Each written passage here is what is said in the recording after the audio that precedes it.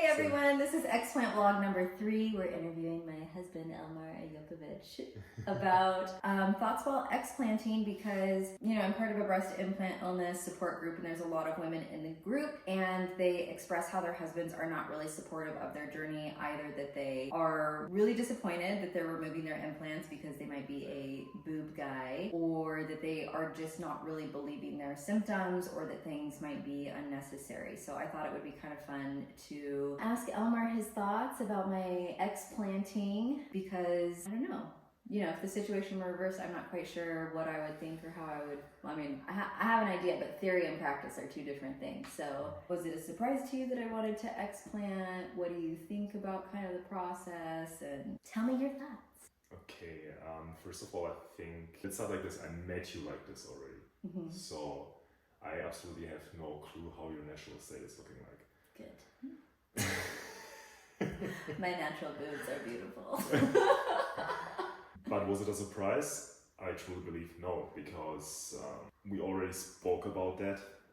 You mentioned it even like before we were talking about, breastfeeding and all the stuff. Mm-hmm. So I always prefer the natural state of a woman, and I totally support this choice, because also hearing about breast implant illnesses was pretty shocking, because I didn't absolutely know that this can cause any illnesses or feeling bad, stuff like that. So I'm curious to see like where the journey is heading to. Mm-hmm. Yeah, me too. Yeah. So do I support you? Yes, I truly support you for multiple reasons. First of all, for your own health, and then also like once we have a baby, then also breastfeeding, because these chemicals, because it's a silicone and you actually don't know what's inside there, mm-hmm. getting to the baby isn't really what I want, and probably you also don't want. No, I mean, I think it's important. Like, one of the questions is, you know, why am I getting my implants out for pregnancy or fertility? And I would actually say that that's probably like our main motivator. Is, you know, could I feel better without the breast implant? Maybe, right? But that the main motivation is that, like, one, you can't keep them in forever, and two, we do want to start having children really soon. Right, this is the thing. I mean, they say like, what, 10 to 15 years, and then you have to replace them anyway. So now this is the time where you have to replace them anyway. And also like with your health history, coming to the point of being like, yeah, let's take them out. And then maybe at one point, if you feel like your health is basically the same, you still can decide what you want to do. I will support you in that decision as well, because it's your body, it's your choice of freedom. So do whatever feels good to you. But for the baby, I truly believe it's the best to breastfeed without implants. I think it's interesting because they say that the implants don't bleed, or that the silicone doesn't migrate anywhere. That it's like, that it has a protective casing over it, and then on top of that, that you have the capsule around it. But they're finding a lot of silicone migration in women with implants. I think it's like, you know, I don't really know. I've just seen those numbers like in various breast implant illness support groups and things like that. So I'm not really sure, but of course, I also sent you some of those videos where they're showing like the gel bleed, or that the implant has ruptured. And yeah, I mean, I think that's my biggest concern, is really like having a baby right there. But it's also not right there. I mean, the baby is already, you know, it's like growing inside of you, and you're full of these chemicals. That's why, honestly, I don't understand the men that are like, yeah, my wife has to have breast implants, my wife has to have this kind of, I mean, obviously every man is different, but then you're like, I mean, you're choosing it for yourself, you know, like it's not basically, I mean, your wife can suit you in that way, and she can be like, oh yeah, I mean, you would like a bigger breast? Oh, absolutely, I mean, I can do it for you. But me, in my opinion, it's not the way how it should work, because it's like, you meet someone, like in our case, you already had the implants, so I don't know how your boobs are looking different. But I don't care about this, because at the end of the day, it's about how you feel and what I feel towards you, because I'm not in love with you because of your boobs. Right. So. Yeah. I mean, I think everybody has their own prerogative and having their own preferences. I'm trying to think if there's like an equivalent where women would make such a demand of men. Like, I want you to get bicep implants, calf implants, chest implants. It doesn't have to do anything with a surgery, but it's like, let's say women who are just picking men at a certain height, or just if they have a huge D, or whatever, you know what I mean? No, I understand you, and I think like that's maybe a line where it's like everybody's having preferences. It's like, do you only date blondes? Do you only date guys over 6 foot? Do you only date women under 5'5"? Like, do you only date whatever the preference might be? But it's just interesting when it's kind of like a surgical thing. And I don't know, even for the people where it's like, oh, but I've only known you with your implants. Like, I prefer you that way. You know, I don't even know if there's anything necessarily like wrong with that. But at the end of the day, the question is always, well, what's the end game? Because you can't keep them in forever. Exactly. Even if you get them out, you have 2 different options. You can like implant fat, or if you're not satisfied with that, you still can get silicone in. So at the end of the day, you still have a choice. Right. It's not like, oh my God, I'm getting them out and my boobs are looking horrible for the rest of my life. You know, it's still like, yeah, I can choose if I want to do something, you know? Yeah. And then I guess the last thing that we want to cover before I let you go is, you know, it's really interesting because since adding more sodium, I feel so much better. Oh yeah. But, you know, I still have swollen, like, lack of sodium was not causing me swollen. I mean, I don't know what's Nobody knows what's going on with her. We are like, just still discovering. I don't know what's going on with me. Do you think it'll help? Like, I'm just curious about that. Like, do you think it'll help? I think we're both just like really, really curious. Yeah, super curious about the journey. I believe it will help you to improve your health, to your overall state. Obviously, at this point, I cannot like say like, yeah, for sure. I mean, it's implants. But reading so much and like listening, like talking about it, I'm like, I mean, this is bullshit what you have in your body. Your earrings caused a huge problem. The earrings were on another level. So imagine like the implants, what they are doing to your body. Yeah. I'm just thinking about like me, what I'm taking in and how I'm basically not having inside of me, so I cannot like really rely on that, but I feel like just all the stories I've read, I'm like, oh my goodness.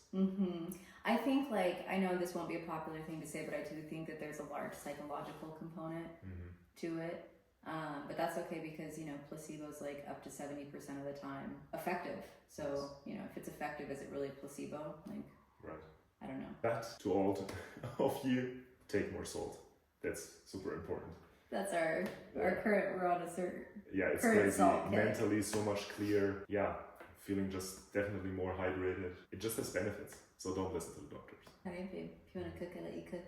Thank you. So I wanted to do the Q&A and we'll just kick that off. Yeah, as we had talked about some of these things, you know, does this have to do with fertility and pregnancy? Yes, as we talked about, that is probably our main motivator. And I talked about this in the other video, just about, you know, I feel pretty lucky that my symptoms are not so acute that I feel like I have to get these out and that my whole health is hanging on it, right? I had mentioned that I have really been feeling pretty bad since May, June, and July. So 3 months. I have been feeling better the last 3 weeks. And so I feel really grateful for that. But nevertheless, we'll see. And basically just, you know, the whole, not wanting to breastfeed while having them in. And just at the end of the day, like, what's the long game here? Because you can't keep them in forever. So will I just continue to keep replacing and re-implanting? At what point do you decide to get them out? And overall, just very curious if it can help improve my health, and I feel like now is the perfect time. Some of the other comments here, you know, Prado says, why are you removing them? I wish I could do that too. Worst decision ever to get implants. Another one, wow, I've actually started to hate mine. I miss my natural boobs. Are they actually filling the skin? So I think she means, you know, will I have like sagging afterwards? I'll talk about that in a moment. Another question, what made you decide to? Karen wants to know, which symptoms do you have? And then this one is another appearance related one, which I will talk about as well. So are you worried about the appearance after the removal? I've debated replacing for smaller or removing altogether, but I'm scared I will regret how I look. Following your experience, Carly. So yeah, I think this is a really multifaceted journey, and I think a lot of women are implanting because it probably at some point liked the aesthetic. If you didn't like the aesthetic, I don't really know why you would implant, right? So it's obviously tied into image, self-image, maybe confidence. Just like anything that I say, you can't just derive your whole confidence based on, you know, like, I'm only worthy if I have breast implants. I'm only worthy if I weigh 120 pounds, whatever that might look like. Those things may certainly impact your confidence, right? I feel a lot more confident when my hair looks good. It matters, right? So I think when people try to diminish that and say that it absolutely doesn't matter, that That's stupid because we all like when we feel like we look good, and that's pretty individual. We all have individual preferences. I'm removing them mainly. I would say that the breastfeeding is primary, and then I just don't know what the long game would be. So yeah, and it's kind of time. I'm in that 10 to 15 year window. In terms of aesthetics, are they actually filling the skin? So my implants are relatively small. They're 255 cc. That's definitely one of the smaller implants that they make. I know a lot of women get a lift. I'm opting to not have a lift done. I don't think that I would need it based on the photos that I've seen. There's also, I think that they say, like, if you're standing with your arms by your side, like, does your nipple come down past, like, down in this area? And if your breasts are up here, then it's very unlikely that you need a lift, whether they're natural breasts or implanted breasts. So I think that that's fine. I also, I know that they look oftentimes quite deflated for many women after they have the breasts explanted, and that's normal for the first 1, 2, 3, 4 months, but then they slowly start to kind of like fluff up and fill out. And of course the skin is retracting, right? But this is individual. It's depending on your own skin's elasticity, collagen, all of these different things. My skin, I don't think has a lot of great elasticity. In some of my photos, you can see even when I'm standing there, like my stomach, it almost looks like I have a second belly button just because the way that my skin sags down from when I was, just post competing, and I think my waist was like, I have a 26-inch waist now, I think. And at that time it was like 30, 34. I wish I maybe might be able to find those measurements somewhere. And I just think that like that very rapid expansion as well from all of the weight gain and inflammation, bodies change. And that's part of this. That's also the reason why I'm not opting for the lift, is because bodies change. I know that my body is going to change immensely as I go through pregnancy and postpartum, and things also just take time. So we'll see that. And yeah, that being said, skin elasticity, I might get like a little lift, additional nip tuck. So wait, just the last thing I wanted to say just came to my mind. As a man, what do you really want? Do you want like a woman that you're forcing to do surgeries for you, or do you appreciate your woman how she is already? Mm-hmm. Do you know what I mean? It's like, grow up. I mean, if your woman has to do a lip lift for you, putting implants in just to make you feel good because you're a trash, I mean, obviously a woman can do this. I'm not saying a woman shouldn't do this, mm-hmm. but it's about like, I feel like a lot of women are doing this because the men are telling them, hey, I want you to have bigger boobs. I always like this. This is a question that I would say is that because they say, who are the women dressing for? Themselves, other women, themselves, or for men, right? And what do men like? Do men like breast implants, or do they like natural breast? And I think it's different for each one, but I think it's a really big question of like, where do these societal and cultural norms come from, mm-hmm. and like what we're conditioned to, mm-hmm. right? But yeah, this just came to my mind because. Yeah, no, I hear you. At the end of the day, like, I'm not going to look the same when I'm 70, and neither are you. Exactly. Beauty is dying, so. And about the lip lift, yeah, I don't have anything against surgeries, but my concern is the surgeon. Obviously, you're picking always a good surgeon. You're not going to a really bad one. But at the end of the day, it's a surgery. He can miss something. And at the end of the day, you look maybe like this, and then it's like Picasso. And this is not, this is my concern, this is my scare about that. Mm-hmm. But if you want to do a lip lift, or if you want to do anything else, I'm supporting you in that way. But don't worry, guys. My husband also thought that J-Lo was aging so beautifully. I didn't know anything about that. I thought like, they're natural beauty, but seems like they're not. Seems like they are not, yeah. Yeah, this is like a really multifaceted topic for sure. I think I think that's probably holding a lot of women back. I think at some point, competing was probably doing that to me, but my main obstacle in all of this was like having an elective surgery, and yeah, probably some of the fear about like, how might I look, and what if I don't like how I look? And the biggest scare was always, what if I don't feel better? And now I've just had another surgery, just removed these very expensive implants, and now I don't like how I look and I don't feel any better. So that was definitely a big scare, and I feel like now that it's kind of at the end of the life of the implants, now that I have other motivations, it's a much, much, much easier decision, and I totally recognize that. And I'll just go on with Carly's, which is, are you worried about the appearance after the removal? Debated replacing for smaller or removing altogether, but I'm scared I will regret how I look following your experience. So I hope that gives you some insight into how I might be feeling. Yeah, I think, you know, my body's just going to be changing so much over the next year. I mean, my body has changed so much over the last 7-8 years, and it'll be changing so much over the next few again. So you also just get to a point where you're kind of like, okay, it is what it is. What can I do?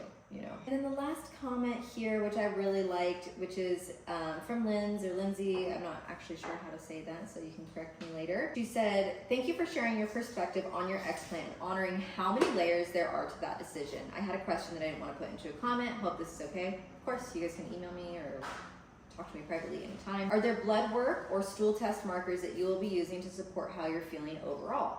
Or is the way that you feel the core data point? And I love this because I feel like she recognizes that I'm making a lot of space for everybody's experience here.